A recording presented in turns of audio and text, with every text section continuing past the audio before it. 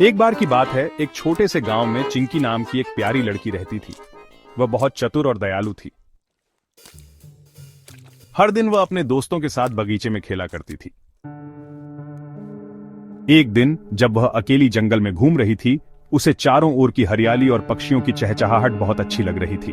वह पेड़ों के बीच से गुजरते हुए नए नए रास्तों की खोज कर रही थी।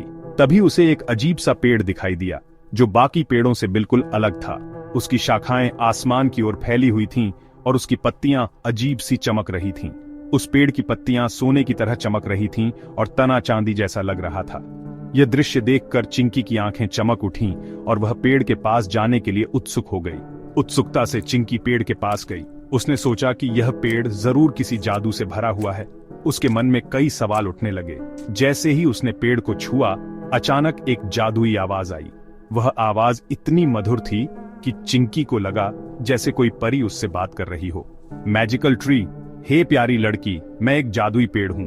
मैं तुम्हारी मदद कर सकता हूँ, लेकिन पहले तुम्हें यह बताना होगा कि तुम दूसरों की मदद कैसे करती हो। मैं केवल उन्हीं लोगों की मदद करता हूँ जो दूसरों की मदद करते हैं। अगर तुम सच्चे दिल से दूसरों की मदद करती हो तो मैं तुम्हारी हर इच्छा पूरी कर सकता हूँ। बताओ, तुम मुझसे क्या मांगना चाहती हो?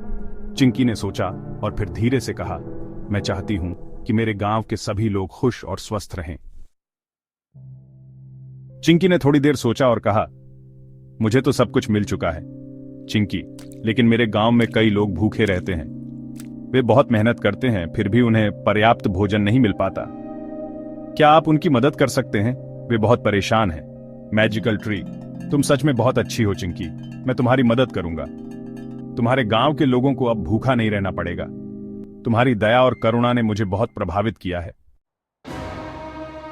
अगले दिन गांव के बीचों बीच एक विशाल फल से लदा पेड़ उग आया। वह पेड़ ऐसा था कि जब भी कोई भूखा इंसान उसके पास जाता, पेड़ से फल गिरने लगते। पूरा गांव खुश हो गया और सबने चिंकी की तारीफ की। चिंकी को अपनी दयालुता और अच्छे दिल का इनाम मिला। गांव के लोग उसकी प्रशंसा कर रहे थे और उसकी तारीफों के पुल बांध रहे थे। हर कोई उसकी बहादुरी और निस्वार्थता की कहानियां सुना रहा था। वह समझ गई कि दूसरों की मदद करना ही सच्चा सुख है। उसकी मुस्कान ने सबके दिलों को छू लिया और गांव में खुशी की लहर दौड़ गई। चिंकी ने महसूस किया कि सच्ची खुशी दूसरों की भलाई में है। और इस तरह चिंकी और जादुई पेड़ की कहानी ने पूरे गांव को यह सिखाया कि प्यार और दया सबसे बड़ी ताकत होती है। जादुई पेड़ ने गांव को एकजुट कर दिया और सबको यह समझाया कि सच्ची ताकत दिल की अच्छाई में होती है।